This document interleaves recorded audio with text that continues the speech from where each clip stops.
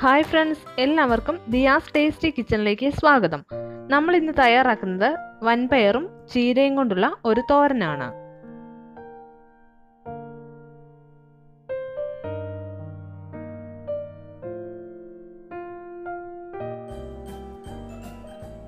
Channel subscribe ചെയ്തിട്ടില്ലാത്തവർ subscribe ചെയ്യുക. ശേഷം bell icon press ചെയ്ത് നോട്ടിഫിക്കേഷൻ എനേബിൾ ചെയ്യുക.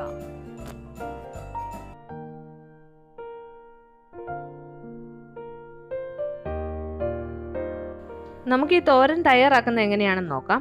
അതിനായിട്ട് ഞാൻ ആദ്യം ഇതിന് വേണ്ടിയിട്ടുള്ള അരപ്പ് തയ്യാറാക്കാൻ പോവാണ്. ഒരു മിക്സിയുടെ കപ്പിലേക്ക് 2.5 പിടി തേങ്ങ ചിരകിയതെടുത്തിട്ടുണ്ട്. ഇനി ഇതിലേക്ക് 2 വെളുത്തുള്ളിയും എരിവിന് വേണ്ടിയിട്ടുള്ള പച്ചമുളക്, ഞാനൊരു 3 പച്ചമുളക് എടുത്തിട്ടുണ്ട്. പിന്നെ അല്പം മഞ്ഞൾപ്പൊടി, അല്പം ജീരകം. ഞാനിവിടെ ജീരകം പൊടിച്ചതാണ് എടുത്തിരിക്കുന്നത്. ഇനി ഇത് മിക്സിയിലൊന്ന് ഒതുക്കിയെടുക്കാം. നന്നായിട്ട് അരച്ചെടുക്കണ്ട, ജസ്റ്റ് ഒന്ന് ഒതുക്കിയെടുത്താൽ മതി. നമ്മുടെ അരപ്പ് റെഡി ആയിട്ടുണ്ട്. ഇനി നമുക്ക് ഈ അരപ്പ് നമ്മൾ അരിഞ്ഞു വെച്ചിരിക്കുന്ന ചീരയിൽ ഇട്ട് നന്നായിട്ടൊന്ന് മിക്സ് ചെയ്തെടുക്കാം. നമ്മൾ തേങ്ങ അരച്ചപ്പോൾ വെള്ളമൊന്നും ചേർത്തിട്ടില്ല, വെള്ളമൊന്നും ചേർക്കാതെ തന്നെ ഒതുക്കിയെടുത്തതാണ്. ഇനി നമുക്കിതിലേക്ക് പാകത്തിനുള്ള ഉപ്പും ചേർത്തിട്ട് ഇത് നന്നായിട്ടൊന്ന് ഇളക്കി യോജിപ്പിച്ചെടുക്കാം.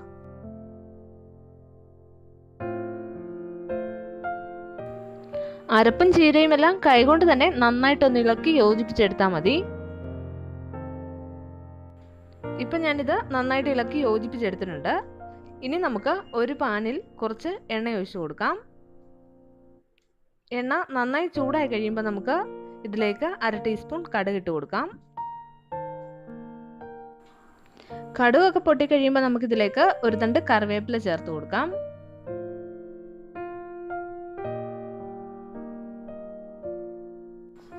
ഇനി നമുക്കിതിലേക്ക് അരപ്പൊക്കെ ചേർത്ത് ഇളക്കി വെച്ചിരുന്ന ചീര ചേർത്ത് കൊടുക്കാം. ചീര ചേർത്തിട്ട് ഇത് നന്നായിട്ടൊന്ന് ഇളക്കി കൊടുക്കാം. സ്റ്റൗ ഒരു മീഡിയം ഫ്ലെയിമിൽ വെച്ചാൽ മതി.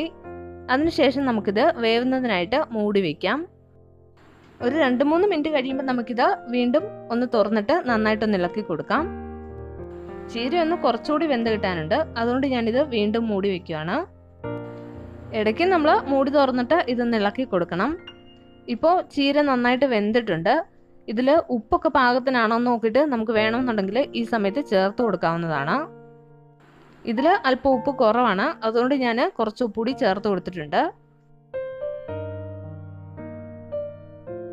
നമ്മുടെ ചീരയൊക്കെ പാകത്തിന് വെന്തിട്ടുണ്ട്.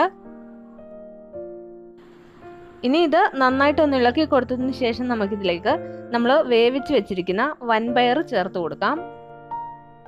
ഈ വൻപയർ ഞാൻ അല്പം ഉപ്പും ചേർത്ത് കുക്കറിൽ വേവിച്ചെടുത്തതാണ്. ഇത് നമുക്ക് ഈ ചീരയിലേക്ക് ഇട്ട് കൊടുക്കാം. എന്നിട്ട് ഇത് നന്നായിട്ടൊന്ന് ഇളക്കി യോജിപ്പിച്ചെടുക്കാം. ഇത് നന്നായിട്ടൊന്ന് ഇളക്കി യോജിപ്പിച്ചതിന് ശേഷം സ്റ്റൗ ഒരു ലോ ഫ്ലെയിമിലിട്ടിട്ട് ഒരു 2 മിനിറ്റ് വെക്കണം. അതിനുശേഷം നമുക്ക് സ്റ്റൗ ഓഫ് ചെയ്ത് കൊടുക്കാം. നമ്മുടെ ചീര വൻപയർ തോരൻ റെഡി ആയിട്ടുണ്ട്. ഇനി നമുക്ക് ഫ്ലെയിം ഓഫ് ചെയ്ത് കൊടുക്കാം. ഈ റെസിപ്പി എല്ലാവരും ഒന്ന് ട്രൈ ചെയ്ത് നോക്കുക. ഇഷ്ടമായെങ്കിൽ ചാനൽ സബ്സ്ക്രൈബ് ചെയ്യാനും വീഡിയോസൊക്കെ ഷെയർ ചെയ്യാനും മറക്കരുത്. താങ്ക്